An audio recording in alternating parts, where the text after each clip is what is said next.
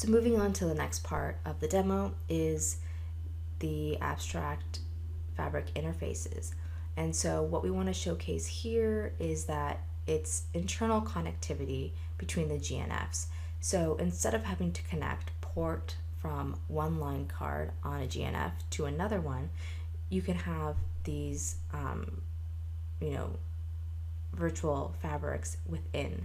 So we're going to do the configuration for that and showcase running traffic through them. So first, here we go, we're on the MX. We're going to go towards the configuration. It's under Edit Chassis, Network Slices, Guest Network Functions. So just view the configuration from there. And we're going to connect two of them. And so you can see there's already a configuration on there under Peer GNF, and we're going to add another one. So here we do the edit command of set GNF1, AF2, Peer GNF, ID4. And I'm actually going to backtrack really quickly so that I can question mark it out so you can see what I'm doing here. So let me go back and showing it again. Set question mark GNF and then the ID of the first one, what we're going to call it, AF2, and then Peer GNF, AF2. And again, they don't have to match. So GNF AF0 could match with AF2.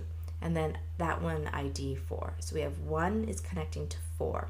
And now we have to do the configuration from the other side. So from GNF4, again AF2, we're going to point to Peer GNF AF2 on ID 1. So they both need to have the configurations. And again, we're on the MX doing this configuration, the base system. So simple configuration.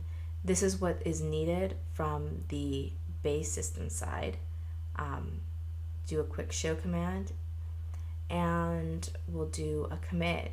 And once we have the commit, the following configuration needs to happen on the individual GNFs.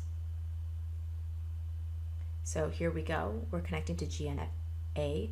So remember ID1 to ID4. So ID1 is GNF A.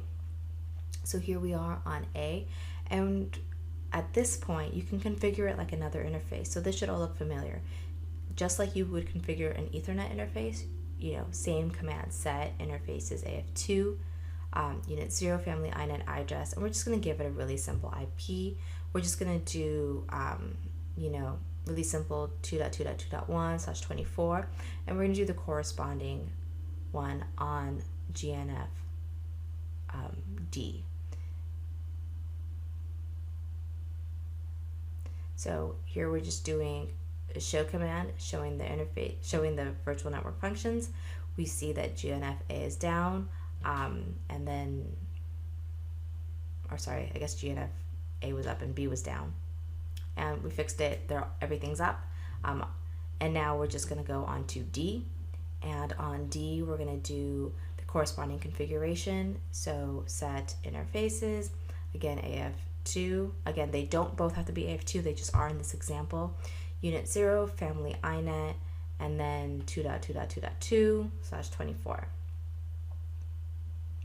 And what we're doing is we're just, running traffic through these interfaces, and we're just going to show running traffic. So we did a commit on both sides, and now we're just doing a show command so we can see, okay, traffic started to run.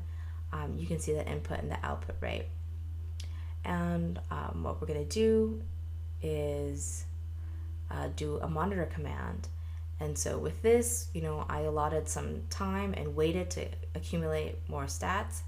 And here we go, 30 minutes later, after it came online, you can see the statistics have incremented and there's a lot of traffic flowing. So again, these are the abstract fabric interfaces with traffic flowing through them.